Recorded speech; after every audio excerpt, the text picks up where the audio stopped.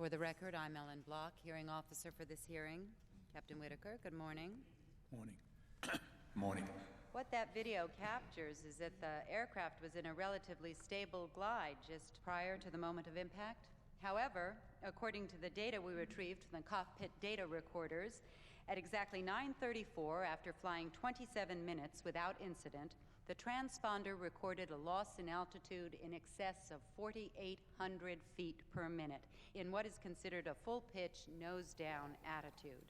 Then, at 9:42, according to the data recorders, a decision was made to invert the aircraft. The NTSB has created an animated simulation that I would like to play at this point. We're gonna roll it, okay? Roll it. Do something to stop this dive. Marvin, what's your son's name? Trevor.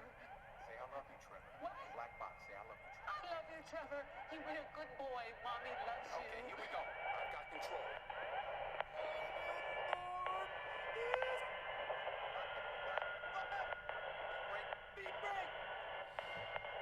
On. Out. You're out. Left. Is this plane burning? Little level. Maintain altitude. Like. We are inverted. We are inverted. South here 27. Did you say inverted?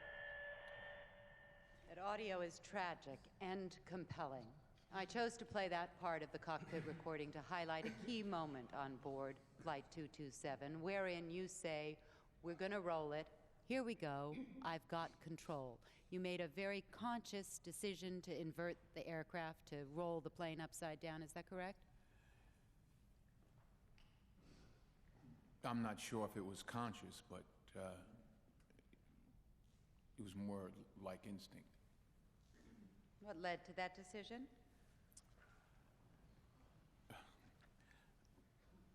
I don't recall. Let me quote from an investigative summary from 9:34 until 9:42. The events on the aircraft are, again I quote, bold and remarkable.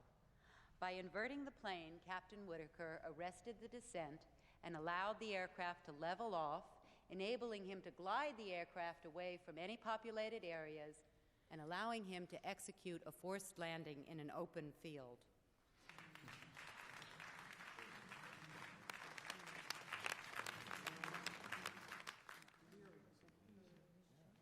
I heard a loud metallic bang. We pitched nose down. No control. Yes, First Officer Evans' testimony confirms the same. I want to show you something.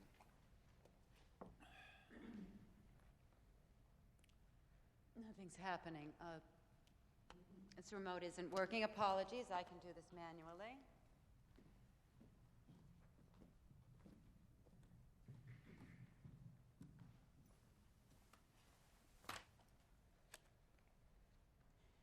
This is the jack screw on the tail assembly that articulates the horizontal stabilizer, also known as the elevator. As you can see, the threads on this screw are almost entirely gone. This part was suggested as a maintenance replacement in January of 2011. It was never replaced. It had an additional 1,200 hours of flight on it, finally failed. Our investigators have concluded that the jack screw snapped and the elevator was frozen in a fixed position, locking the elevator in a down position which forced the plane into a dive.